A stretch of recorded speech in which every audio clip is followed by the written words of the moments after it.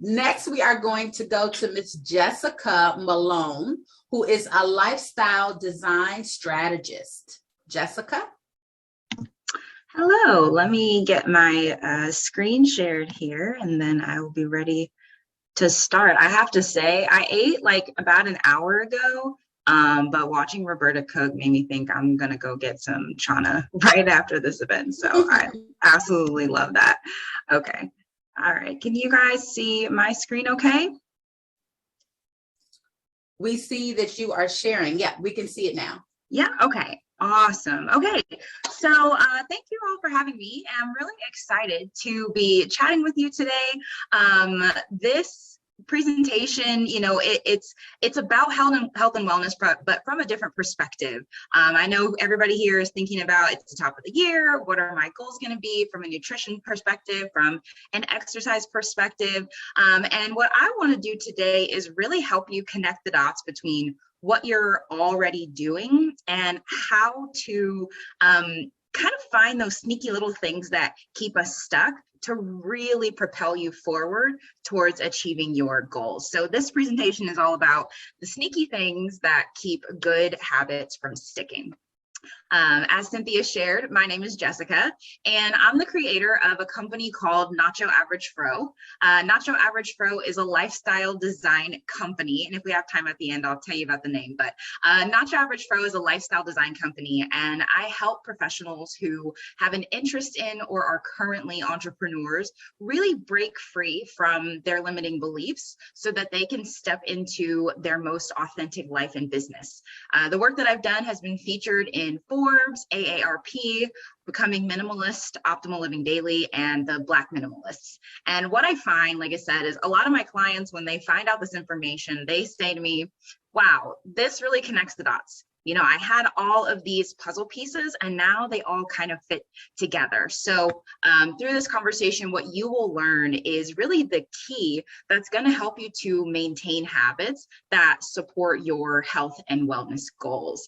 Before I get started, I'd love to just get some engagement in the chat and hear what habits y'all are focusing on right now. You know, what goal are you working towards and what habit are you hoping to create in 2022?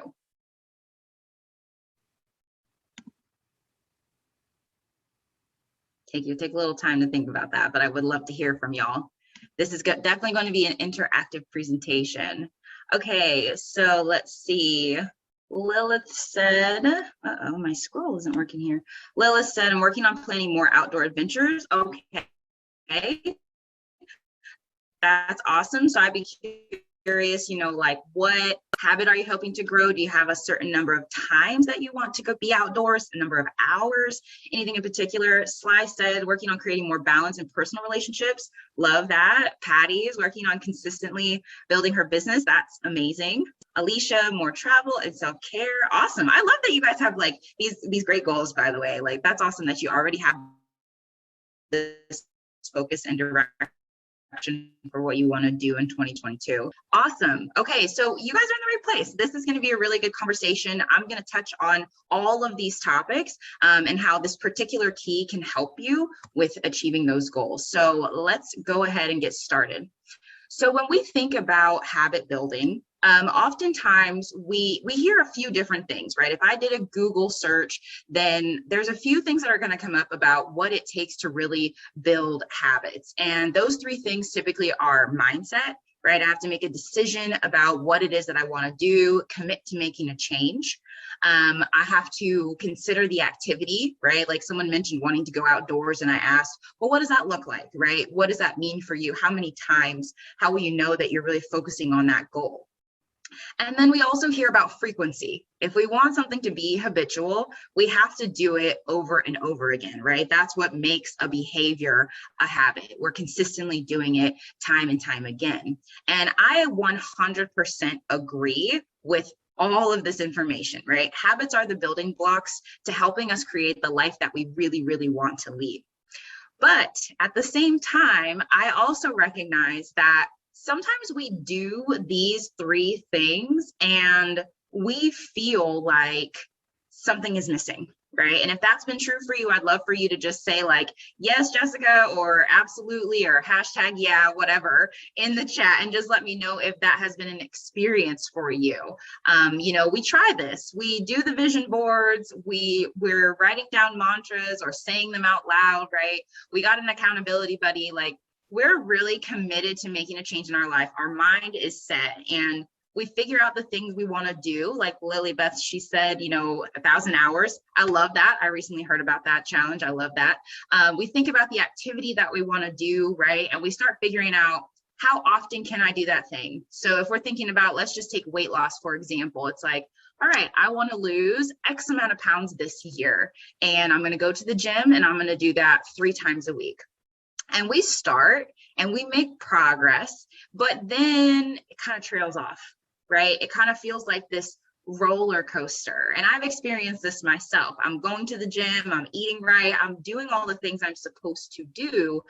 And then like a week or 2 or 3 or however many weeks later, I'm back on the couch vegging out, right? I'm not going to the gym. I'm not keeping up with my eating habits.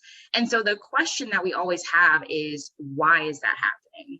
And so that's what I'm going to help you to understand in this presentation. But before I share it with you, I want to share my story and why I'm so passionate about this particular conversation. So to really understand where all of this comes from for me, we have to go back several years now to 2017.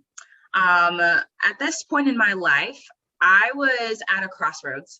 I had been working in a job that was extremely stressful for about 4 years. And after dealing with chronic stress, I started to develop anxiety, and I was over consuming in every aspect of my life. I was overeating. I was overindulging in alcohol, because with food often came brunch and mimosas and happy hours and all of these different things. And I was also over consuming in like television and the time that I spent on social media. So I had put on a significant amount of weight, and my life just felt like this constant repeat of work, sleep, repeat. You know, that was just the mode that I was in, and I wasn't happy. And honestly, maybe miserable would be a good way to describe how I was feeling at that point in my life. And I wanted to do a few different things. I wanted to lose at least 35 pounds. I had put on about 40 plus at that point in my life. I wanted to build my savings, and I ultimately wanted to launch into an entrepreneurial journey. I always knew that corporate wouldn't be the last stop for me. And so I wanted to really build a plan to step into that. So I love seeing that y'all have some of these goals as well, right? Getting outside, launching your journey, focusing on your business, all of these things. And so in 2017, at the top of the year, I got serious. I did the mindset work, right? I decided what I wanted. I decided how that was going to look, and I tried to show up as much as possible. So I did what feels like every diet known to man. You name it, I have probably tried it. High carb, low fat, paleo, keto, 1 meal a day. Like, I have truly tried it all. I have had a membership to tons of national gyms and boutique gyms and whatever. And I've built a budget. I've set intentions for my business, but I kept falling back into old habits. I kept finding myself overindulging in food after a week or 2 of eating well and going to the gym. I kept finding myself out on shopping sprees, even though I had set a budget and I had set my mind to really focus on this goal. And with my business, you know, it was this constant start and stop. I'm making progress. I'm super confident. And then next thing I know, my belief is just shot. You know, I'm thinking, I can't do this. How could I do this? Who's even interested in what I have to say? And so I found myself just back in that same place. And that was frustrating, because I felt like I was doing all of the things that would help me build the habits that would help me hit those goals. And I just couldn't really seem to make traction. And that summer, I learned something and tried something that completely changed my life. And so in 2017, or in the year since, the following things have occurred for me. One, I launched a side hustle, and I left my job to pursue entrepreneurship full time. I did that in January of 2020. And I've also lost 40 plus pounds. And I've invested over $90,000 into my goals, which includes building my savings, financing my business, getting a van. So I love the outdoor goal, getting a van renovated. I did van life. You can see that picture over here in the corner. I did van life with my fiance for about half of the year last year. And then just like putting more money into travel. I love to travel in or out of a van. And so it was really important for me to make that a priority in my life and to make sure that that hobby was something that was a priority for me. And all of that happened within 3 years.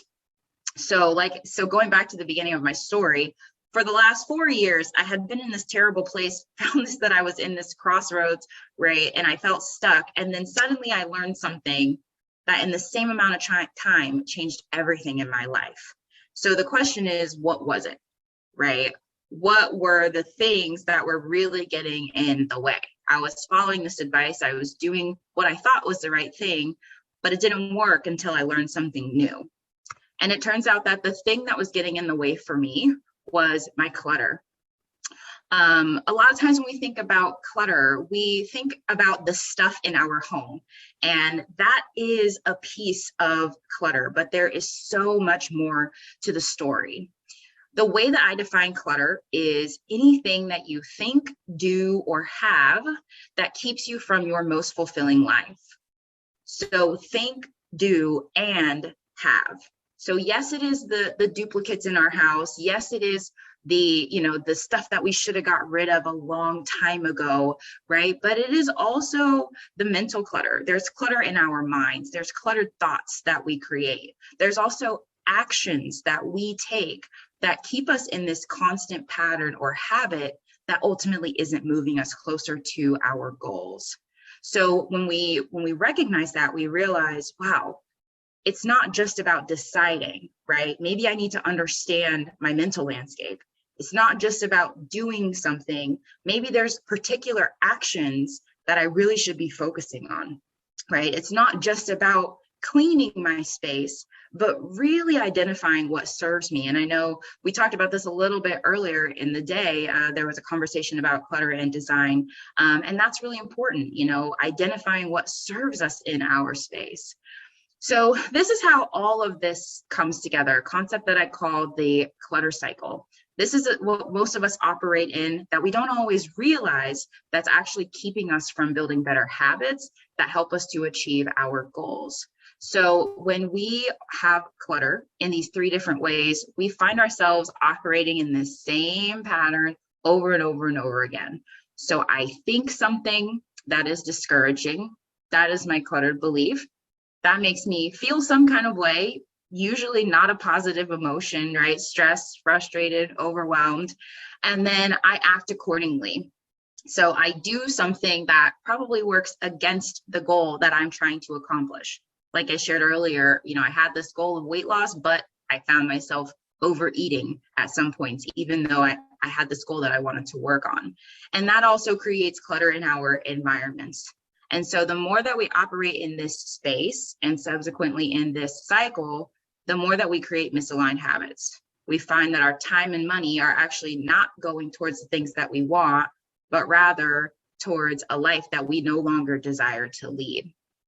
So understanding this, right, this is what we need to consider. This is how we can make habits that really stick. Mindset is important. The activity you choose is important. Frequency is important. But we also need to understand a few different things. And by really recognizing our clutter cycle and doing the work of decluttering, we can add to this. So the first piece is identity. It is one thing to set our mind to something. It is another thing to know what we think and believe that has kept us stuck in the past. And that's a step that we often skip when we're focusing on our habits and focusing on our goals, right? We know what we want, but we don't actually know where we're starting from. So when we do the work of identifying our clutter and those cluttered thoughts, we know what it's going to take to move from where we are today to where it is that we desire to go. The second piece of that is that decluttering helps us to create an environment that really inspires us. A lot of times we are operating in spaces that do not encourage us to do the things that we say we want to do. If I want to lose weight, I can't be avoiding my kitchen. But that was my life back in 2017, right? I wanted to lose weight. I wanted to have better nutritional habits, but I actually didn't want to spend any time in my kitchen. I was constantly overwhelmed by it, right? So I was running from the very space that was going to help me achieve that goal. And finally, decluttering helps us to be authentic. The one thing that I learned all that time at the gym was that I actually don't like being at the gym. And so I changed up the way that I chose to act. So we do have to know what we want to do, but we need to do something that's aligned with what we love. I was able to lose that weight by walking. And for the last 5 years, walking has been a consistent part of my exercise because I actually love it, right? Just because it's authentic doesn't necessarily mean it's going to be easy, but it makes it easier for you to show up for yourself when you're doing something that you love. So to kind of bring all of this together, I want to show you where I was in my clutter cycle and what my life looked like once I broke free of that cycle. So starting out, again, back in 2017, this was my life. This was how I was operating day to day. I had this cluttered belief that I don't have the discipline to achieve my goals. That made me feel stressed and frustrated. And as a result, I found myself ordering pizza, being in somebody's drive-through line, and vegging out on the couch instead of preparing nutritious meals. And as a result, my kitchen was cluttered. I had already bought all of the stuff I was supposed to have, but because I constantly was eating out, my kitchen was full of stuff that overwhelmed me, items that were going unused, and food that was quickly expiring. And so the more I operated in that cycle, I created a habit of avoiding my kitchen, eating out, and constantly purchasing highly processed foods. So rather than getting what I wanted, I lived a life where I wished and hoped that I would reach my goals, but I was inconsistently taking action. When I decluttered, that completely changed. So this was my life with less clutter. I started to think, well, maybe I could be disciplined enough to achieve this goal, right? I didn't go from not being confident to totally confident, but I did start to think maybe I could actually do this. And that made me feel empowered, which led me to purchase items that I actually enjoyed eating and helped me to prepare meals that, I enjoyed as well. And that created a space, a well-designed environment or a decluttered environment where I had all the things that I love and use. And the more that I operated in that new cycle, I created aligned habits. So I started preparing my own meals and I started exercising regularly, which included walking. And what I got was that I lost 25 pounds in 3 months. So this is the power of decluttering when we're thinking about our habits. All of you are probably already making strides. And what I want you to think about is what's happening in your mind, what's happening in your environment, and what's happening in your actions that could propel you even further as you go through the remainder of 2022. So if you are interested in learning more, if you'd like to have a conversation about how you can use these tactics to achieve your goals, you can visit my website, nachoaveragefro.com, and book a strategy call. And that is it for me. I don't know if we have time for questions, but if we do, I'm open to it. We do have time for questions. I love your the name Nacho Average Fro. I love it. Thank you. Yeah, I used to have a food blog before I had a decluttering business, and when I was making the transition, it was called Tex-Mex with Jess, and so I was like, I really still want to talk about food, but I also want to talk about living your most authentic life. And so that's how Nacho Average Fro came to be. When you see the logo, it's my face with this big afro and a nacho in my hair. So I'm going to give the audience a chance to ask Jessica any questions. I really like how you broke down the clutter cycle. We were talking about the cluttered space and we did that moment of meditation and yoga, but I love how you broke it down even further.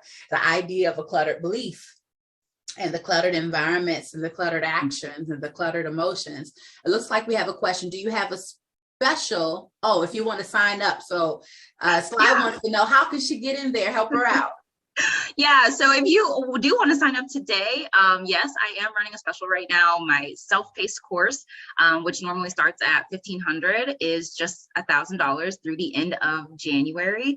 So if you're interested, like I said, go to my website, book a call, and we can get you signed up and enrolled into the program. Got it. I have a question. I am curious when people come to you, because you offer kind of like this wide perspective of clutter.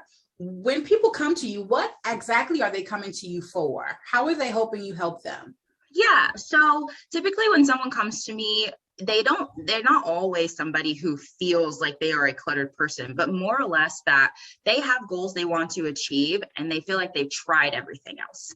That's a very common trait for my clientele. They've tried everything. And so now they're like, well, I don't know why it's not working. And again, decluttering becomes this kind of puzzle piece that fits everything else together. You know, a lot of times my clients, they've done therapy, but the actions aren't coming together. Right. Mm-hmm. They've done other kinds of mindset work, but still like they find themselves in this like start stop kind of pattern. So I would say that this is really great for somebody who has actively been working on stepping into their most authentic life, their most authentic business, and they're struggling to create time and money for what they really want after having tried so many other things.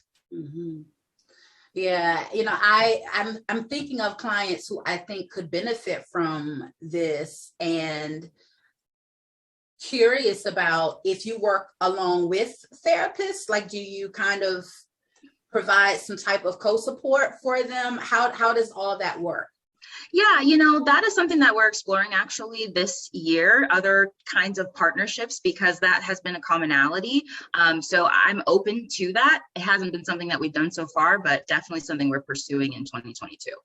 Got it. Yeah. And is there a specific state that you provide services in, or you just kind of go wherever?